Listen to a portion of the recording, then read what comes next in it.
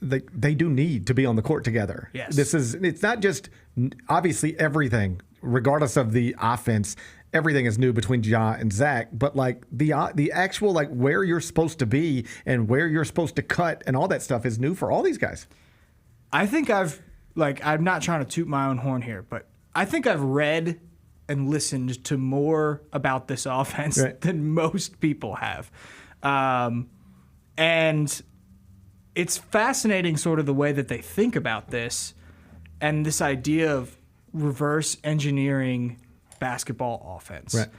We're going to focus in on one defender, and we're going to figure out how we can make that defender wrong. Okay, how do we create a score at the rim?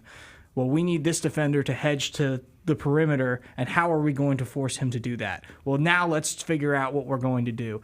And this idea of this offense is very non-traditional as it comes to the NBA.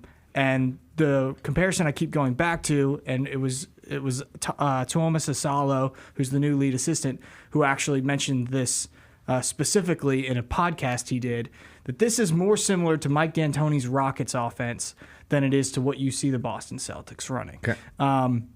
It's going to be 5 guys moving all in unison. There's going to be very few set plays. Now, there will be out-of-bounds plays. Sure. There will be situational plays that the team will run. There'll be late shot clock stuff. Yes. And so, but generally speaking, there's going to be very, very few set plays. And this idea that you're just going to run the ball up the floor and you're going to run the pick and roll with Zach Edey and Ja Morant over and over and over again, that isn't going to happen this year. And I'm fascinated to see how it works. Now, look, there's been a lot of talk about this. If we get 3 weeks into the season and this isn't working, I wouldn't put it past them to just scrap it and try something else. Because there is a counter argument, and I'm eager to see it and open-minded about it. And I can recognize that the people installing it are smarter about basketball than I am. But there is a counter argument, I think, that says anything that doesn't involve you setting ball screens for Ja Morant is counterproductive. I'm not saying they're not going to do that. Right, I understand. But yes, right. I would point out, and this is something I wrote about earlier this summer, when the Grizzlies have been at their best, it is when Ja is as ball dominant as possible. That's right. And Ja's a player that shoots at the rim, at a 36% rate on offense. Like, how do you get him to those spots as much as possible? It might be just running a pick and roll over and over and over again. Over time, we've seen his usage come up every single year. And that 21-22 season, the season he received some MVP votes, or was part of the voting, was his best season, and it was also the season in which his usage rate was the absolute highest. And I think there is a question whether or not you're better off just putting the ball in Ja's hands over and over and over again and telling him to go.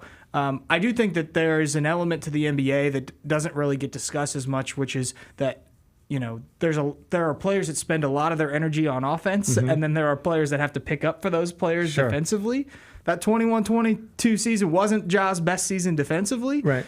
In part because they were asking him to do so much on the offensive end. You can't run around on both ends of the court nonstop. You can't unless you're Russell Westbrook, right? Like there's just very few players that can do that.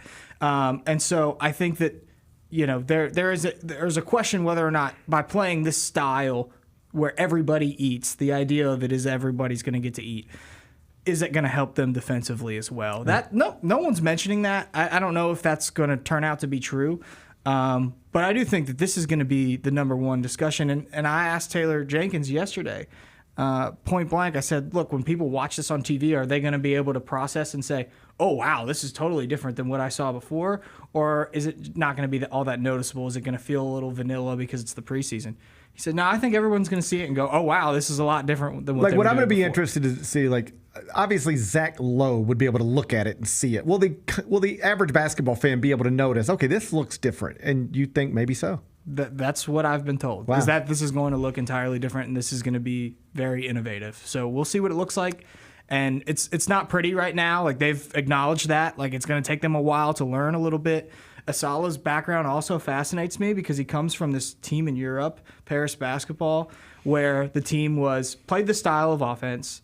This style of offense also overlaps with Noah LaRoche, who another assistant brought in this year, who's handling the pace of the offense and the pace of play this year, in addition to player development. There's a lot of overlap between their ideology on how to run an offense.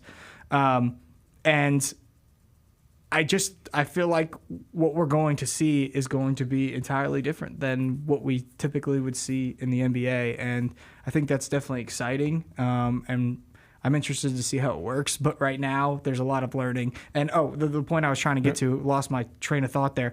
Asalo, his offense in Europe was predicated on using a point guard, TJ Shorts. Do you remember TJ Shorts as a national college basketball guy? I think he played at UC Davis, Big West Player of the Year. Big West Player of the Year at one point. Okay. I think it was UC Davis. I'm going to take your word for it. And him and another guard, and it was everything sort of centered around this dynamic backcourt of this undersized point guard that can get to the rim and this sharp shooter on the wing. Right. And when you look at the Grizzlies roster, they have Desmond Bane and Ja Morant. So if it works, if he can just carry these things over from Europe to the NBA, I think he's going to be a very popular name going forward. The Gary Parrish Show, live weekdays at 10 a.m.